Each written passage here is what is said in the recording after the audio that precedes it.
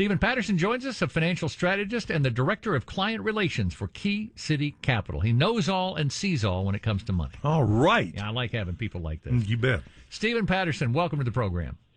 Hi, thank you. Tell me, this is an important subject matter because we keep reading about a lot of adults moving back in with their parents, and it's uncomfortable to begin with for the parents because they're thinking, thank goodness we're shed of them, and the kids don't want to move back in because they've had freedom and such, but oftentimes you find turning 18, turning 21, 22, 25 sometimes, you can't make ends meet. But at what age, as a parent, do you just say, I'm sorry, you're on your own? Yeah, it's a question that's affecting more and more people. And I think the reality of it is not supporting the adult child to the detriment of your own financial health, which is what we're seeing more and more of. Parents sacrificing savings and retirement planning for being able to assist the adult child who may not be able to make ends meet. And that's where the line has to be drawn, at least at some level, because at some point the parent needs to be able to retire. Failure to be able to execute on that could have some dire consequences. So where do you start then? At 18, or do you start if they come back at 25 or 30? Say, I'm moving back. At what age do you say, you're on your own?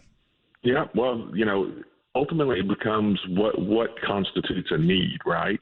Where we see this becoming problematic is that we're still paying for cell phone bills, where we're still paying for Netflix and internet and things that have become a modern day necessity.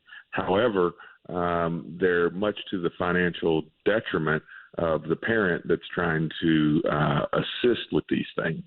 How do you learn to fly if you're never pushed out of the nest? Ultimately, it becomes a conversation between the parents that says, at what point do we say no more? You're going to have to figure out your own situation.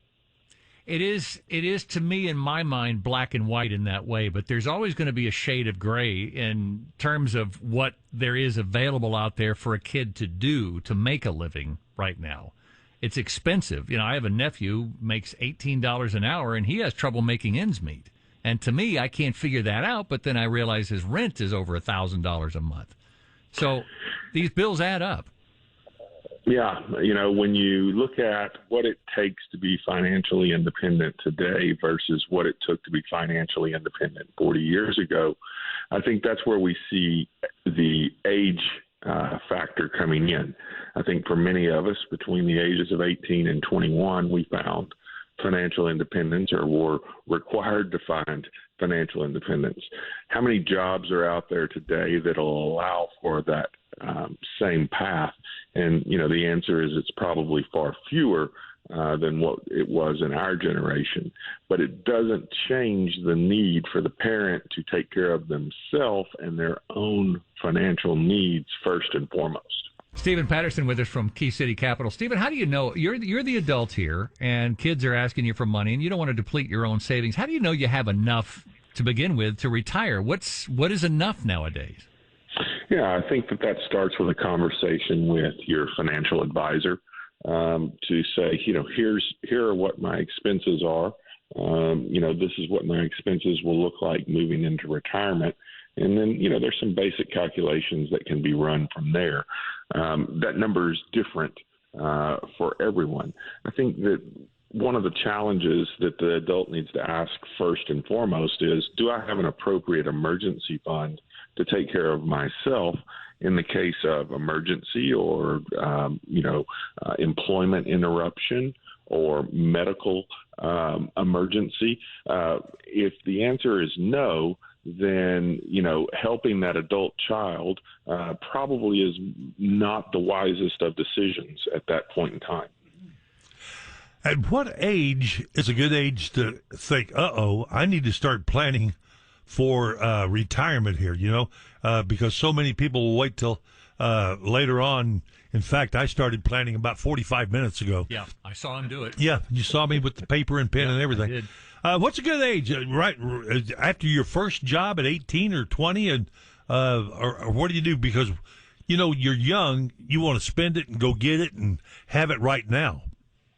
Yeah, I think that the answer to that question ultimately becomes, at the time of your first job, creating a habit where you are putting a prescribed amount of money away for retirement each month.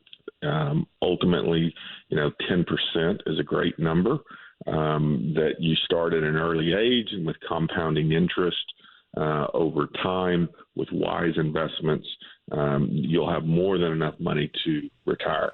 Unfortunately, people don't take advantage of those things. They don't take advantage of employer matches in their 401k. They don't take advantage of Roth IRAs, things of that nature that can make a lot of sense in the long run. If you are working currently, my encouragement would be, that you would first take advantage of the employer match, and second, you would have an overall goal of saving a minimum of 10% of your annual earnings towards retirement.